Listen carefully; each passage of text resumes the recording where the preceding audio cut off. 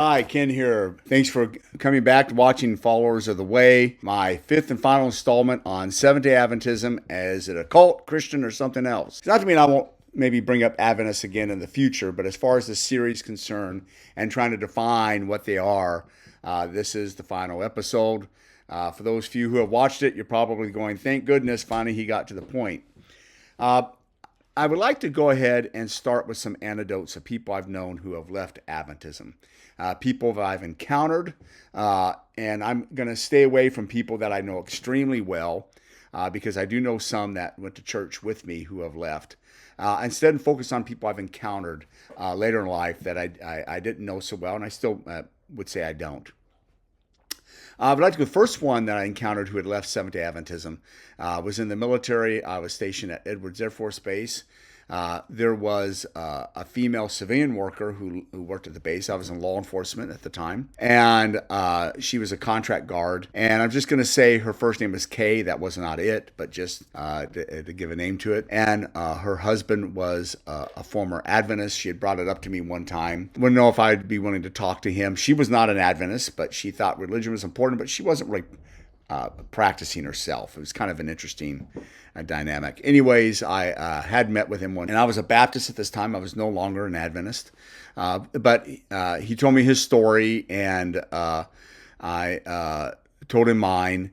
And what I'd noticed during this time period was that he had left Adventism and became highly secular.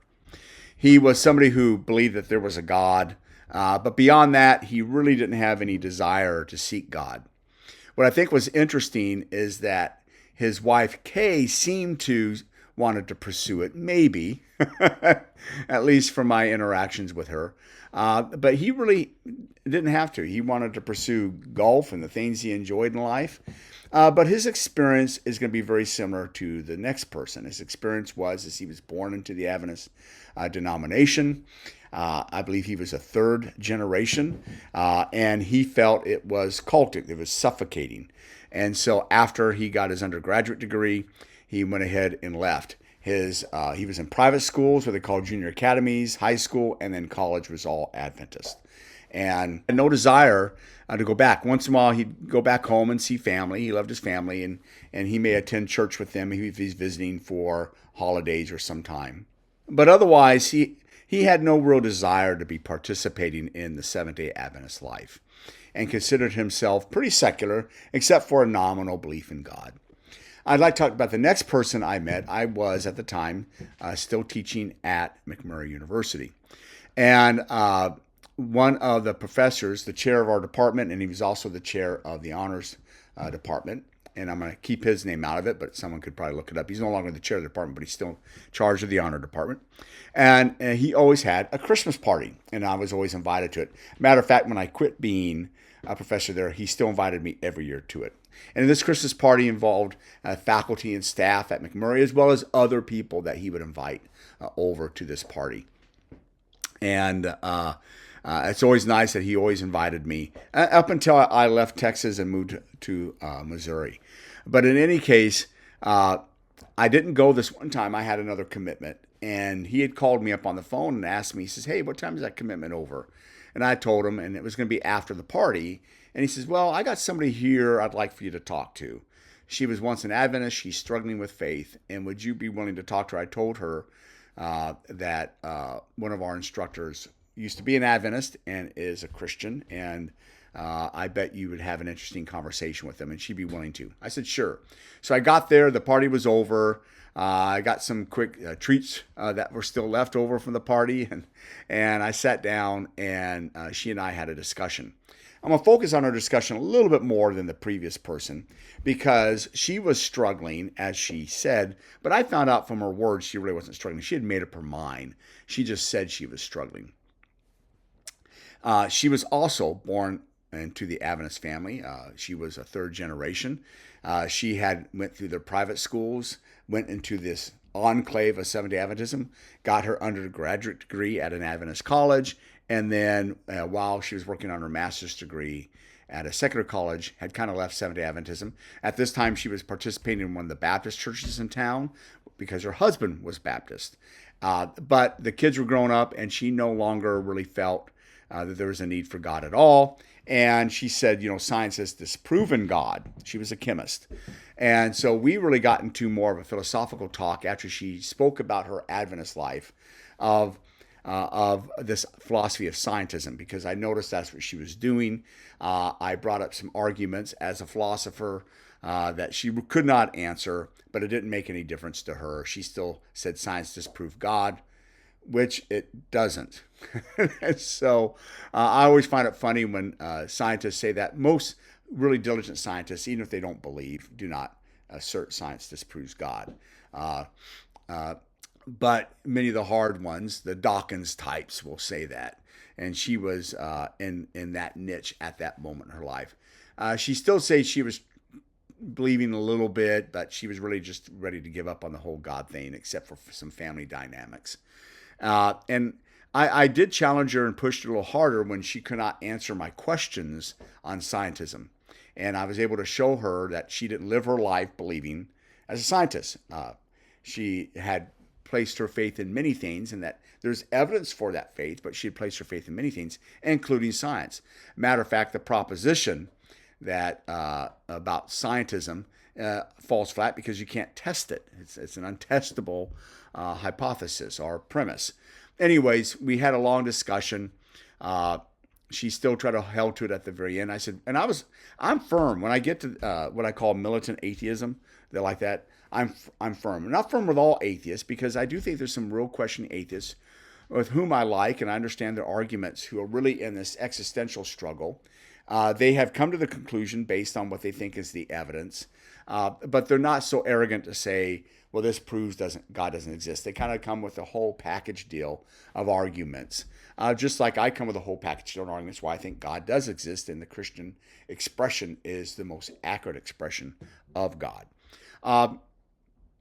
And I understand that, and I've met many atheists over the years with which I've had dialogues, and I've debated formally or had many discussions with atheists who hold to a more militantism, and I've had the same with many who do not, who have a much more nuanced view. And the militant atheists, I find to be insufferable, and I was finding her to be insufferable, so I started pushing on these issues a little bit more. But I did so, and I think in a very kind way, and the person who invited me over to their house, I thought I did so in a very, very kind way, a logical way, but also a very loving way, because I did acknowledge what she felt to be an oppressiveness out of Adventism that she had. I mean, you can't argue with someone's experience. I can argue with their arguments, but I can't argue with their experience. And I don't even try. Their experience is their experience, no matter what I may think, because I may even have my own internal conversation going of what I think they're really going through. But I don't try to argue that. I just try to use that as a way to try to find out what's the best way to dialogue. But I do find the insufferable scientism to be just that. And so I will press pretty firmly on those issues. Anyways, I would see her a year later at the next Christmas party. This one I attended. And she came right up to me. Again, I think she was insufferable. Because she comes up right up to me and she says, do you remember me? And I go, well, yes, I do. How are you doing? She goes, I just wanted to tell you. And she says this fairly loudly. And her husband was there. Presumably he's still going to church. I have given up on God and no longer believe, and I'm happy with that. And then she just walked off. Okay. I thought it was a weird way to go there and to say that. And I'll be honest, if somebody's happy with that, that's their decision. I don't try to convert anybody when I discuss with them. Matter of fact, I'm in the conversations with a couple people now where I live in the community where I live at. I say community because I live now in a 55 plus community. And one of them has some very progressive secular views on Christ, and believes kind of what I call there is a God, but more of in a New Age sense, the universe. And we're having great discussions. We meet once a week for about 2 hours. She's not insufferable, though. Yeah, she's actually got great questions, and I love the dialogue. It's interesting. And so I find that the human experience fun, but I find the insufferableness something else. But what I would like to say about her, she had very much the same experience as the guy. And she had been a third-generation Adventist all through junior academy, their high school, their college. part of what I'm going to call now the Adventist ghetto. Now, if I may say this, I'm not talking about the ghetto as if like Harlem of New York or Compton of California. I'm not speaking of ghetto in those terms. When I'm speaking of ghetto, is what is a ghetto? A ghetto is something that uh, kind of becomes its own enclave. It says it's open to everything else, but it's not. It really kind of keeps everything at bay it doesn't want in. You may have heard, like in small towns, they're not nice always the newcomers, outsiders, right? And it looks at everybody as an outsider. And that's kind of what a ghetto does, or the small town, right? You're an outsider, you're not really fully in. And a ghetto kind of does that. And Adventism is a ghetto, okay? And so as I'm getting to answer this idea as a cult, I want to talk about these two people because their experience was in this complete ghetto of Seventh-day Adventism. And I think when I go by what they told me is that when they finally got out of college, and if I was to probe and be a psychologist, but I'm not, so I know my boundaries, I bet they were already rebelling a little bit. That when they got this sense of freedom, they looked at their past as very repressive on them. Now, I do not know the dynamics of their particular churches. I only know what they told me. But when I would ask them to try to get a better understanding about what was repressive, because they would use that term, they felt repressed, they felt it was overbearing. On both of them, I didn't really see much different than I would see in many other religious or worldview structures. I can say this, I've seen many secular people who they grew up just completely in a secular world, know nothing about outside of it, and have really kind of a distorted or a caricature of the outside world, especially believers. I've seen this among evangelicals or even Orthodox and Catholics. That's the ghetto they see, and they don't really interact with the world. But I've seen many people who have interacted with this world, including Adventists. So, give you my experience. Now, this is all inductive. It's my experience. I'm taking my specific experience and generalizing it. But as a Seventh-day Adventist, if you were to ask me these questions, one, did I consider myself a Christian at the time? Yes. If I look back now, do I consider myself a Christian at the time? Yes. Do I think I was in a ghetto? I could have been, but I wasn't. Let me further explain. See, I didn't go to the junior academy or the high school. I went to public schools. I had the opportunity. My stepdad was very nice and asked if I wanted to go. He would make it happen. And I said no. I was already had my friends and I had my place where I lived and I didn't, if I went to the junior academy, I'd go to their pipeline in the high schools. And their high school was in Spalding. It was a little further away, and I'd stay there during the week and come home on the weekends. And I had some friends at the church who did that, and then some just stayed out there. And I really didn't want that. I didn't want to be involved in that. I liked my friends. I had good friends. I hung out with good people. And my brother, I don't want to say too much about his experience, but he had his friends, and we didn't want to lose them. And there's a reason for this. My mom had moved a lot from when she divorced my dad until she married my stepdad. From 4.5 until 13, my mom moved 18 times that I can remember. That's what I can remember, 18 times. So to finally be in a place where it's more stable and I got some friends and I don't want to lose those friends was important to me, even at the age of 13 and 14. Okay. So I didn't want that. When my mom first became an Adventist, she couldn't afford the junior academy. But particularly afterwards, Tola could have, but I didn't want it. I went out there and they would have these days where they try to recruit you. And I'd go to those things. It'd be fun. They'd have food and show you around and do things. And that was always fun. But I had no desire even when I went to those to be a part of it. I still went to movies. Now, where I had attended in the Upper Columbia Conference at that time, and I imagine it's still the same, anything I research, Adventists are discouraged from film, more so then than now.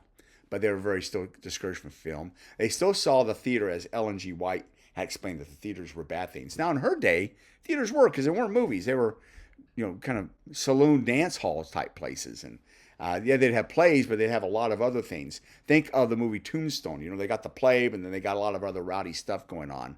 A very similar thought that she kind of had about it is my impression. And I used to love going to movies. I'm a Bruce Lee fan. I like Dirty Harry. Probably saw movies I shouldn't had seen, but I enjoyed it very much. That alone took me kind of outside this Adventist ghetto. I knew some Adventists that didn't even have a TV in their home. It's probably not a bad thing. I know a couple families now that do that, and their kids play the violin and the piano and the guitar and a whole bunch of other neat things. So it's probably a good thing. I also did something that Adventists really forbid is I danced. Now, I'm not a good dancer, but I would attend. My friend Pat was a Mormon, and they'd have these dances. I look at them now as kind of recruitment methods. They'd be on Saturday night, and their hope, of course, is you stay with your friend, which I would, and then that Sunday they'd bring you to the church. And sometimes Pat's mom, Myrtle, would make us go. She didn't always. And so I went to the dances, So I didn't consider myself a rebellious Adventist, though. I mean, I really believed most of the doctrine, especially when it came to doctrinal matters of what you believe. I believed in the Sabbath, so I wouldn't go to a dance if it was a Friday night, but a Saturday night, sure. So on one end, some Adventists would probably have considered me rebellious, and others would say, no, he's not. Let me give you an example, in case anybody right now, former Adventist or Adventist goes, yeah, you would be bad. Well, remember I said Adventists are not monolithic like Jehovah's Witnesses, and Mormons are not as monolithic as Jehovah's Witnesses, but still much more than Seventh-day Adventists. Let me give you an example. So when I'd go to the dances, I didn't necessarily hide that from my Adventist friends or leadership. No one really seemed to be that troubled by it. Once in a while, I'd get someone, a deacon or elder, says, well, you better be careful, and you may want to avoid this. But no one said, don't go, you're sinning. No one. Now, I'm sure some other ones would, but the people that were in my group, and some of them were leadership, were elders or deacons or Sabbath school teachers and part of the youth group, would just caution me, and I kind of like that's probably a good thing. You should caution anybody who's in high school going to dances, even if they're at the high school. I mean, it's probably a good thing to caution people. I mean, things happen. And they would caution me. But no one ever said you can't do that or you're a bad Adventist. Here's another one, movies. I even, and I'm not going to say it, had an Adventist assistant pastor go to a movie with me one time. It's Back to the Future. Yeah. I seen it for the third time and convinced him, says, hey, you got to go. You really got to go. And he enjoyed it. Says, oh, that was a great movie. He hadn't been in a movie in like 5 years, but he would go occasionally, okay? And he didn't consider it like this big sin or this scandal. I mean, it was at the Fox Theater in Spokane at the time, one of my favorite movie theaters at the time. And I have great memories there. And we went to it and enjoyed the movie and had a good time. So it wasn't monolithic. Would I say we were on the conservative or liberal end? I wouldn't. I'd say that the Adventist church I went to was on the moderate leaning right. But we were still in this ghetto. I mean, there is the junior academy, there's Pathfinders, their version of Boy Scouts, there is their high school, there's their college system they try to get you to go into. And as well as that, they have their retreats. I remember going to Camp Maivanen many times for retreats. Actually had a great experience. I wish more churches had invested in their land to have retreats like that in summer camps for their members and their guests. I had some really good times and really good conferences and seminars I went to out there. And I think that is good. I think, though, for some of the people I met that left, like the two, and there's been many more, I just use them as a quick example, is that if they come on more of the fundamentalist end, they really didn't see the world until later, and then they think, oh, wow, this is great. And then they start deconstructing Adventism, and they feel like they've been lied to. And Adventists, on average, I'm speaking in generalities, this has been my experience from encountering former Adventists as well as my experience in literature. Most do not become Christians somewhere else. Most tend to become either nominally what I call Christian, but what I mean, they believe in God. Okay, but they don't go to church. They don't necessarily raise their kids as religious. They just kind of believe, and they think there's a God. He's going to be good, live a good life, and hope it all works out. Or they tend to become a Gnostic or atheist. and highly secular. They don't become reprobates, that type of secular, but really they're kind of secular, and they tend to have a grudge on their Adventist past, or if they do, they look at it with more kind of a joke and mockingly, like, ha, yeah. Oh, those people. But I'm speaking generalities. I am avoiding speaking of friends I know who have left that church or relatives when they grew up, because I don't want to get into their lives. I know their lives better, and I don't want to share that. And that's why I've not named anybody. I don't believe in throwing out names out there where it may embarrass somebody. But in any case, none of us were shunned. None of us have been disfellowshipped. I disfellowshipped myself. My last time attending an Adventist church as an Adventist was about 25 years old. By that time, I was finally saying, okay, I think I'm done.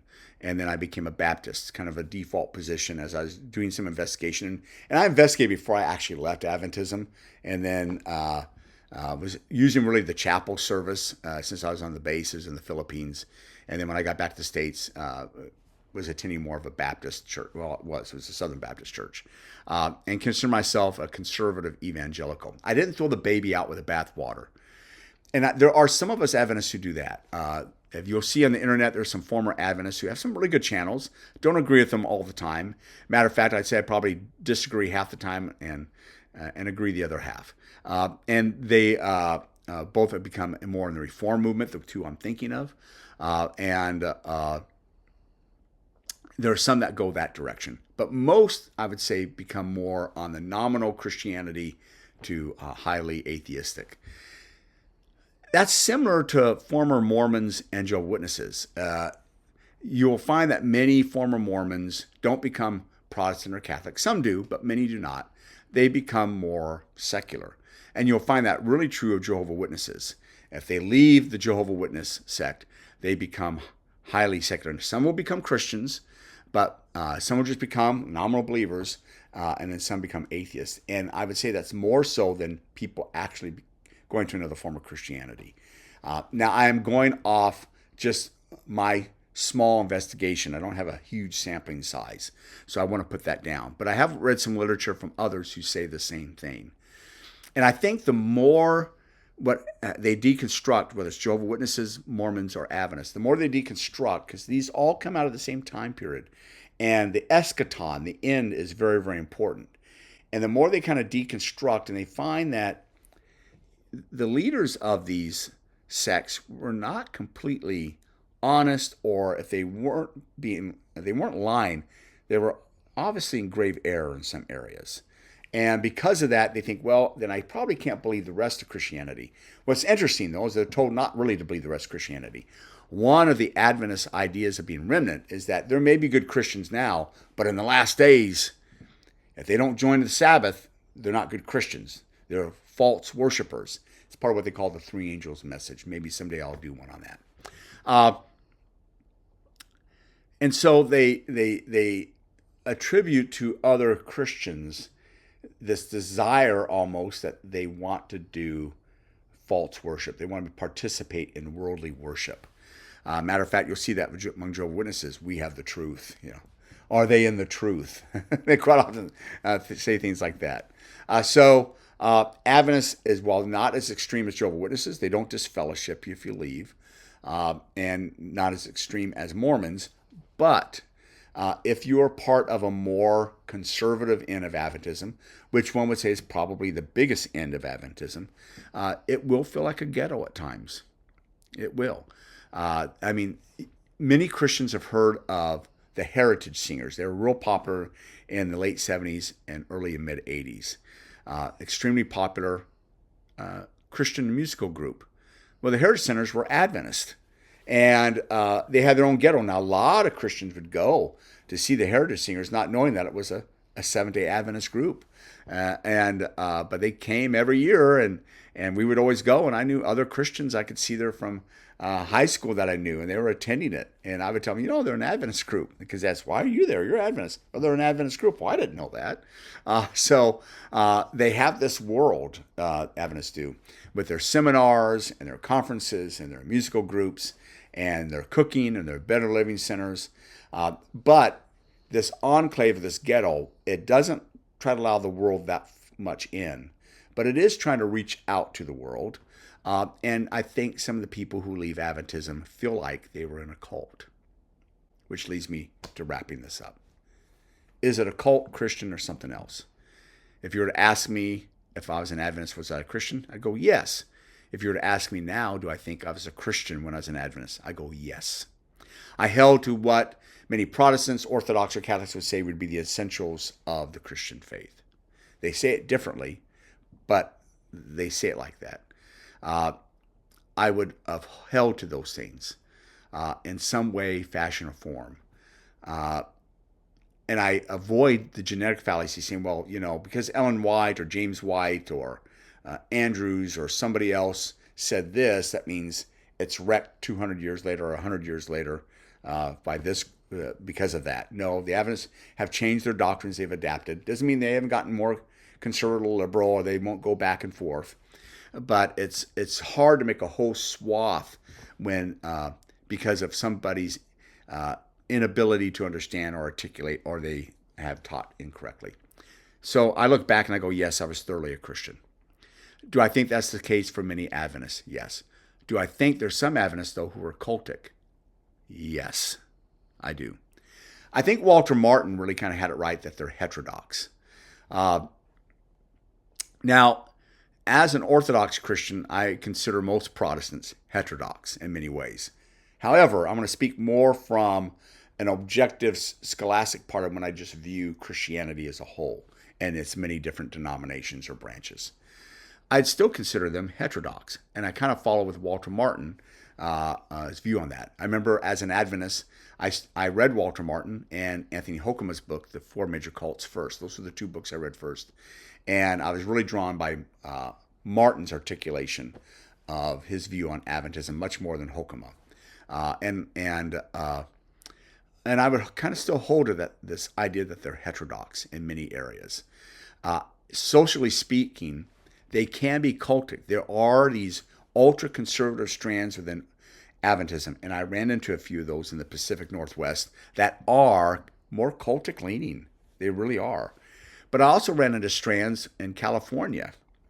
My dad and stepmom lived in California, and I'd meet Adventists down there. I was stationed there twice. I would meet Adventists down there and found them to be on, not everywhere in California, but in certain areas, especially in the Bay Area, more liberal.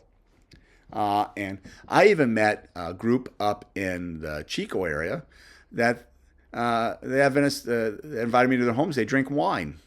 I mentioned that in another one. Yeah, drink wine, which when I saw that, I was like, whoa, that really blew me away. And they mentioned, well, most of their Adventist friends do drink wine here. Well, there's wine country not too far away from there. Okay, so they didn't quite see the same. So you have this continuum that is not as monolithic as Mormons, and both are not as monolithic as Jehovah's Witnesses. So what to make of them? I think one can say that there are cultic possibilities in Seventh-day Adventism. But no matter what, I can't agree all with Adventism. Otherwise, I would have stayed. Let me just give some simple ones when I ran into some issues. Really, one of the first things that started to prick my mind and I couldn't get rid of, and this was in high school, but it would always come back around, is when I read Mark for myself. I was always reading the Bible, attending these studies, and I read Mark for myself, and I come upon the passage where Jesus declared all foods clean, and I went to an elder, and I didn't get a satisfactory answer. I think this is in my first episode. That pricked me and never really went away. And it made me slowly really start looking at other doctrines. It took time. Where you're really happy somewhere, you don't say, well, let me deconstruct everything. It took time. But finally there, in the Philippines, attending an Adventist church, I saw more of the cultic elements. And my deconstruction was almost complete. At the time, I'd already read at this time 3 books on Adventism, Walter Martin, Hoekema, and Tucker's. And then I read all the books I had on Adventism. I had a lot, but it was a cultic stream there. Can that happen in any denomination? Yes. Can it happen in any worldview? Yeah, it can actually. These cultic streams of groupings It's not just in religion. It happens in secular worldviews. It happens in politics. It happens in many ways.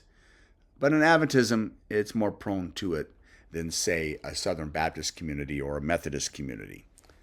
So I would agree with Walter Martin that they're heterodox. They have some views that are within Orthodox Christianity, and they have some views that are outside the mainstream. That's not necessarily wrong. But then they have some that really contradict Christianity or the teachings throughout most of the ages of the Christian faith.